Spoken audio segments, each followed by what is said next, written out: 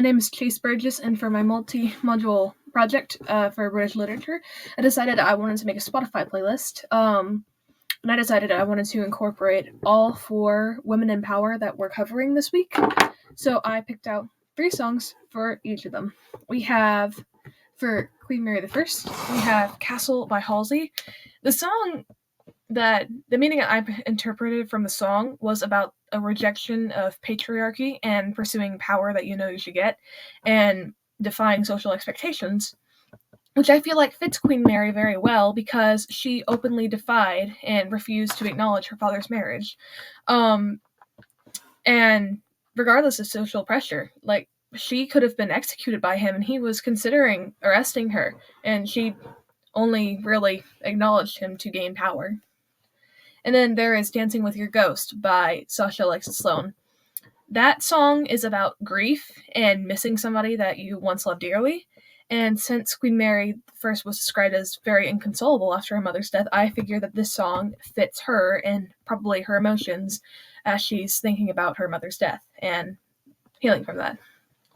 And then we have Bloody Mary by Lady Gaga, which was an interesting choice because it is about a different Mary. However, this song is about the struggle between faith and love, which I feel like Queen Mary I struggled with. And I also picked it for the title of the song, Bloody Mary, because Queen Mary persecuted Protestants during her reign, and she burned almost 300 people at the stake. So I feel like Bloody Mary suits her for both the artistic parallel and for the name of the song.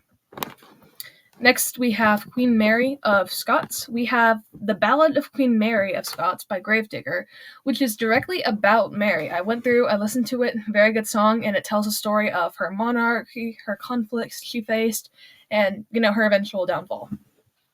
Viva la Vada by Coldplay is a song about a king's fall from glory, and, I feel like that suited Mary very well, because several events, including the mysterious death of her second husband, and so many different conflicts from religion and politics, they all led to her forced abdication and execution.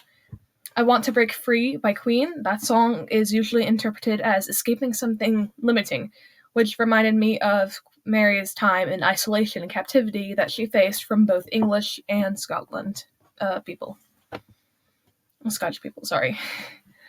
All right, for Lady Jane Grey, we have Royals by Lord. I like that song a lot, and I tried to put myself into the shoes of Lady Jane Grey when listening to the song, and it reminded me of, somebody who doesn't really want to be normal in a sense. It's about rejecting what's common in their lifestyle. Like, when Lord released this song, it was about rejecting materialistic and extravagant lifestyles that we see in media and in pop music, and it is a much more modern themed song, but it did remind me how Lady Jane Grey was declared queen when she never sought power and was pressured into taking the throne, and she, in fact, would have rejected it if she had, not been pressured by her father-in-law.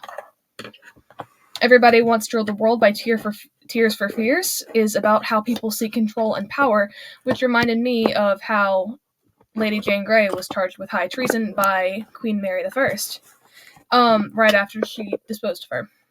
And what Queen Mary what Queen Mary did to Lady Jane Grey to get the throne back, because she was the rightful queen. But then Runaway by Aurora is told from the perspective of a child about being caught up in things bigger than yourself and wanting to escape reality and return to your true home.